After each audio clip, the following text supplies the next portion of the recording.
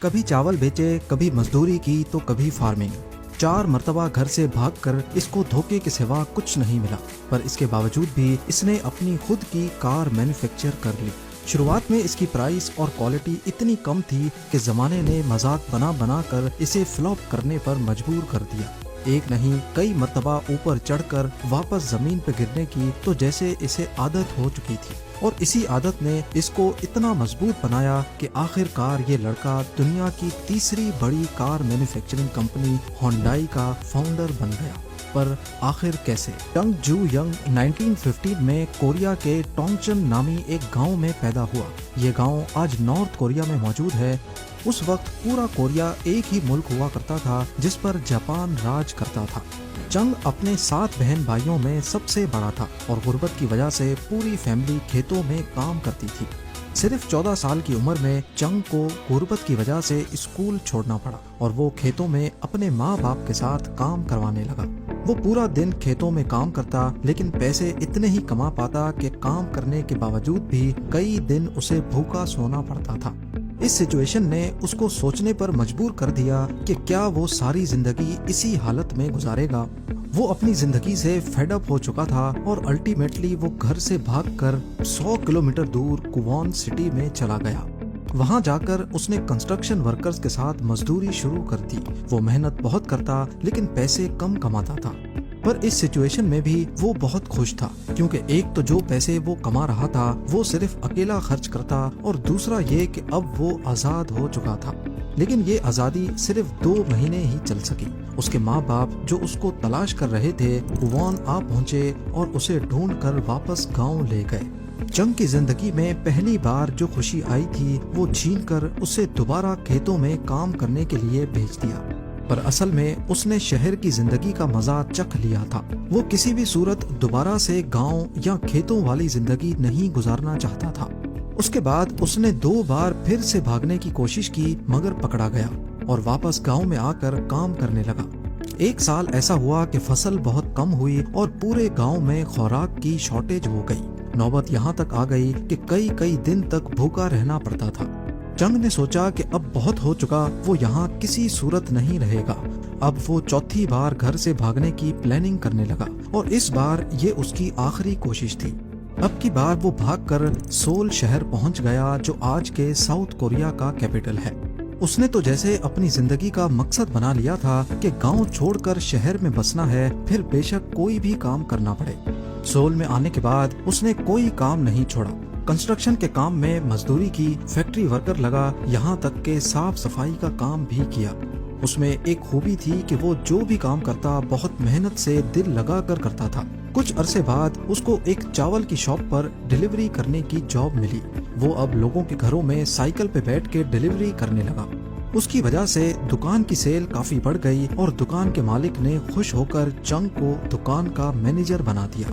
یہ اس کی پہلی جاب تھی جس میں اسے کسی قسم کی مزدوری نہیں کرنی پڑی، اور دیکھتے ہی دیکھتے اس نے دکان کی سیلز کو کافی حد تک بڑھا دیا۔ اسی بیچ دکان کا مالک بیمار ہو گیا اور وہ دکان چلانے کے قابل نہیں رہا، لہٰذا اس نے تھوڑی سی قیمت میں چنگ کو اپنی دکان بیچ دی۔ کھیتوں میں کام کرنے والا 4 بار گھر سے بھاگا ہوا لڑکا صرف 22 سال کی ایج میں ہی اپنی دکان کا مالک بن گیا۔ اس نے اپنی شاپ پر خوب محنت کی اور کچھ ہی عرصے میں اس کی چاول کی شاپ علاقے کی سب سے بہترین دکان سمجھی جانے لگی۔ وہ بہت خوش تھا، لیکن اسی دوران ایک واقعہ ہوا اور اس کی چھوٹی سی یہ خوشی واپس غم میں بدلنے والی تھی۔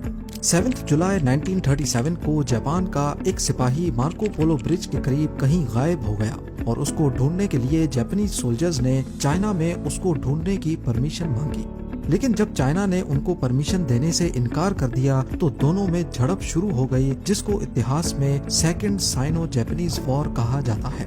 چھوٹی سی بات پر چلنے والی یہ جنگ اگلے 8 سالوں تک چلتی رہی اور اس کے چلتے جاپان اور کوریا میں چاول کی شدید شارٹیج ہو گئی۔ اب کیونکہ کوریا میں بھی اس وقت جاپانیز امپیریل آرمی کا ہی قبضہ تھا، اسی وجہ سے جاپانیز سرکار نے پورے جاپان اور کوریا میں چاول کی شاپس کو اپنے قبضے میں لے لیا تاکہ شارٹیج کو پورا کیا جا سکے۔ ان اسٹورز میں چنگ کا رائس اسٹور بھی شامل تھا اور اب وہ ایک بار پھر سے بے روزگار ہو گیا۔ اس کی 2 سالوں کی محنت، اس کی جمع پونجی سب کچھ زیرو سے ملٹیپلائی ہو گئی، پر چنگ نے ہار نہیں مانی۔ اس نے اب کوئی ایسا کام تلاش کرنا شروع کیا جس پر جاپنیز آرمی قبضہ نہ کر پائے۔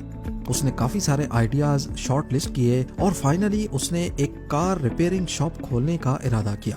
پر مسئلہ یہ تھا کہ اب چنگ کے پاس یہ کام سٹارٹ کرنے کے لیے تھوڑے سے بھی پیسے نہیں تھے۔ اس نے 3000 وون کا لون لیا اور ایڈو سروس گیراج کے نام سے ایک نیا بزنس شروع کر دیا۔ پر جیسا اس نے سوچا تھا اس کا بالکل ہی الٹ ہوا۔ کہتے ہیں مصیبت آنے سے پہلے پوچھتی نہیں ہے۔ چنگ کے نئے گیراج میں اچانک آگ لگ گئی۔ گیراج تو گیراج، اس میں کھڑی ساری گاڑیوں کو بھی آگ نے اپنی لپیٹ میں لے لیا اور سارے نقصان کا ذمہ چنگ پر آ گیا۔ چنگ اس بار بڑی مشکل میں پھنس چکا تھا۔ 3000 وون کا لون اور کسٹمرز کا نقصان دونوں اس کو بھرنا تھا، پر اس نے ہمت نہیں ہاری۔ ایک بار پھر سے 3500 وون کا لون لیا، دوبارہ سے گیراج کھولا اور آہستہ آہستہ سارا نقصان کور کرنے میں کامیاب ہو گیا۔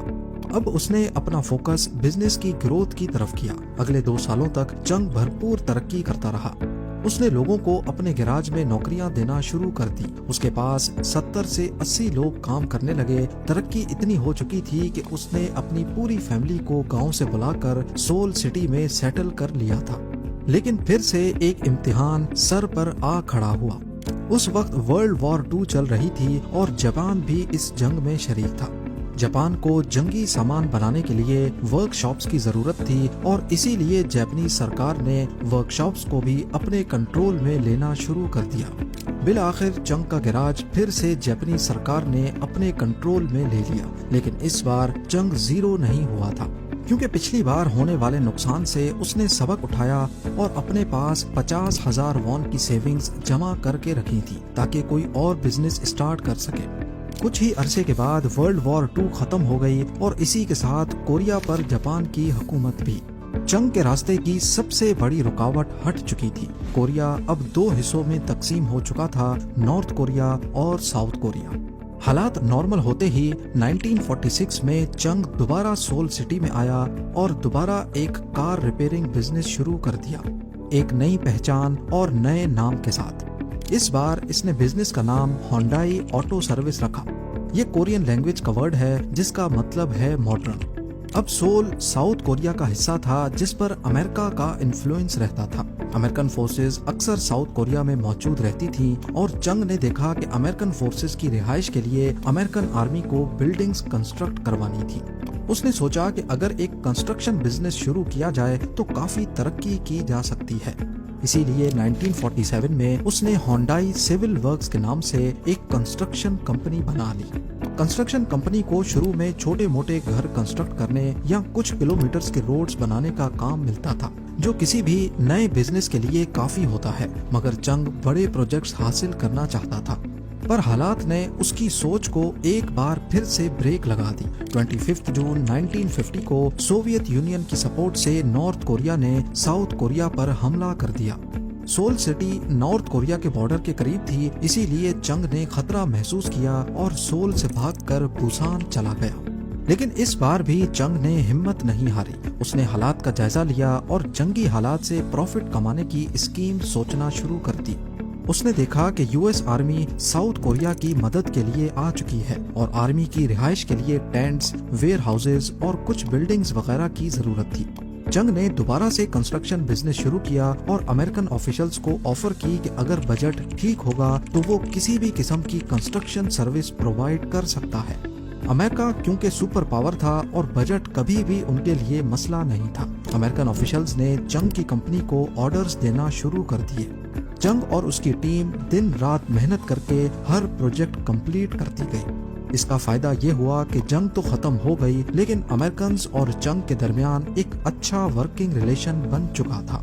کیونکہ چنگ امریکنز کے قریب تھا، اسی لیے چنگ اور ساؤتھ کورین سرکار کے درمیان بھی اچھا ریلیشن بن گیا۔ اس وار میں کافی روڈز اور بریجز تباہ ہوئے تھے۔ ساؤتھ کورین سرکار نے ان کی ری کنسٹرکشن کے لیے پروجیکٹس چنگ کی کمپنی ہونڈائی کو ہی دیے۔ چنگ کی کمپنی اتنی ترقی کر چکی تھی کہ ڈیمز جیسے میگا پروجیکٹ بھی اسی کمپنی نے بنائے۔ ساؤتھ کوریا کا سب سے بڑا ڈیم سوینگ بھی ہونڈائی نے ہی کنسٹرکٹ کیا تھا۔ اور وہاں کا سب سے بڑا کیونگبو ایکسپریس وے بھی اسی کمپنی کا کارنامہ تھا۔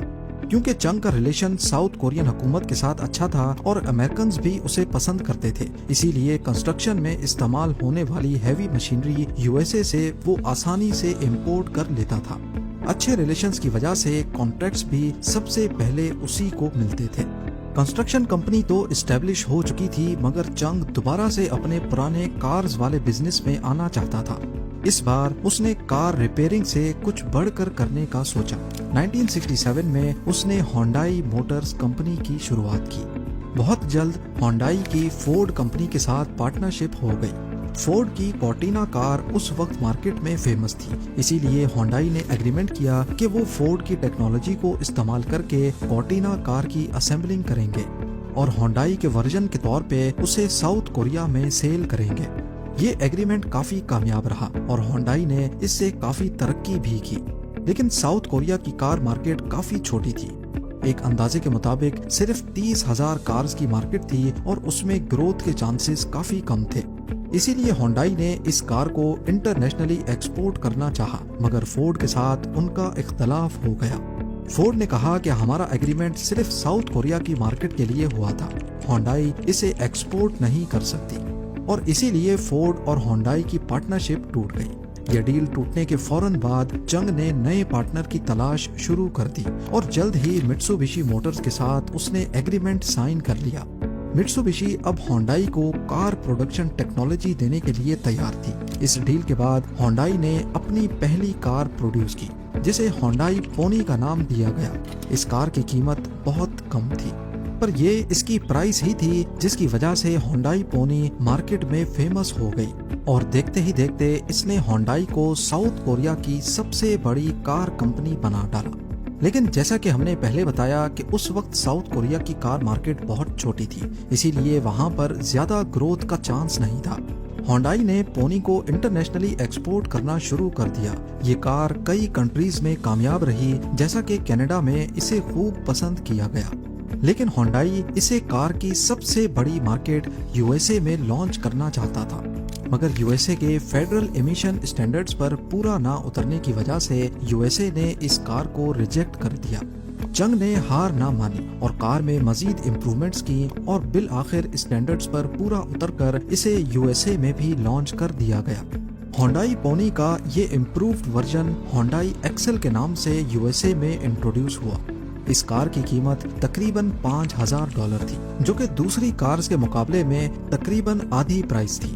اسی لیے شروع میں ہی یہ کار یو ایس اے میں تیزی سے سیل ہونے لگی۔ ہونڈائی موٹرز کا پروفٹ اب آسمان پر پہنچ چکا تھا، کیونکہ ان کا بزنس اب ساؤتھ کوریا سے لے کر یو ایس اے تک پھیل چکا تھا۔ اتنی سستی ہونے کی وجہ سے لوگوں نے اس کا مذاق بنانا شروع کر دیا کہ ہونڈائی ایکسل میں اگر فیول ٹینک فل کروا دیا جائے تو گاڑی کی ورتھ ڈبل ہو جاتی ہے۔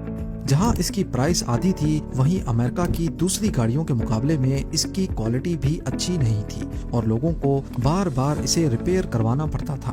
دیکھتے ہی دیکھتے ہونڈائی ایکسل امریکہ میں بری طرح فلاپ ہو گئی۔ ہار نہ مانتے ہوئے ہونڈائی نے مزید محنت شروع کر دی اور اپنے انجنز اور پارٹس کے ساتھ ساتھ نئے ماڈلز انٹروڈیوس کروانے لگے۔ یہ نئے ماڈلز امریکہ سمیت دوسری کنٹریز میں بھی نام بنانے لگے۔ اس بار ان کی کوالٹی بھی اچھی تھی اور یہ افورڈیبل بھی تھی، اسی لیے کسٹمرز بھی ان سے خوش تھے۔ دیکھتے ہی دیکھتے ہونڈائی دنیا کی بڑی کار کمپنیز میں شمار ہونے لگی۔ چنگ جو ینگ، جس نے اپنے سفر کا آغاز چاول بیچنے سے کیا تھا، وہ اب ایک کامیاب ملٹی نیشنل کمپنی کا مالک بن چکا تھا۔ بڑھاپے کی وجہ سے اس کی ہیلتھ اب ویسی نہیں رہی، اسی لیے اس نے ریٹائرمنٹ لے کر کمپنی اپنے بیٹوں کے حوالے کر دی۔ 2001 میں چنگ کی ڈیتھ ہو گئی اور اس نے اپنے پیچھے دنیا کی تیسری بڑی کار مینوفیکچرنگ کمپنی کو چھوڑا۔ لیکن ہونڈائی سے ریلیٹڈ کچھ حقیقتیں ہیں جو شاید آپ کو پہلے معلوم نہ ہوں۔ ہونڈائی کا لوگو ہونڈائی کے سب سے پہلے کریکٹر ایچ کو نہیں ظاہر کرتا، بلکہ یہ دو آدمی ہیں جو ایک دوسرے سے ہاتھ ملا رہے ہیں، ایک کمپنی ریپرزینٹیٹیو اور دوسرا سیٹسفائیڈ کسٹمر۔ السان میں موجود ہونڈائی کا مینوفیکچرنگ پلانٹ دنیا کا سب سے بڑا پلانٹ ہے، جس میں سالانہ 15 لاکھ گاڑیاں پروڈیوس ہو سکتی ہیں، اور ورلڈ وائڈ ہونڈائی سال میں 60 لاکھ سے زیادہ گاڑیاں پروڈیوس کرتا ہے۔ امید ہے زیم ٹی وی کی یہ ویڈیو بھی آپ لوگ بھرپور لائک اور شیئر کریں گے۔ آپ لوگوں کے پیار بھرے کامنٹس کا بے حد شکریہ۔ ملتے ہیں اگلی شاندار ویڈیو میں۔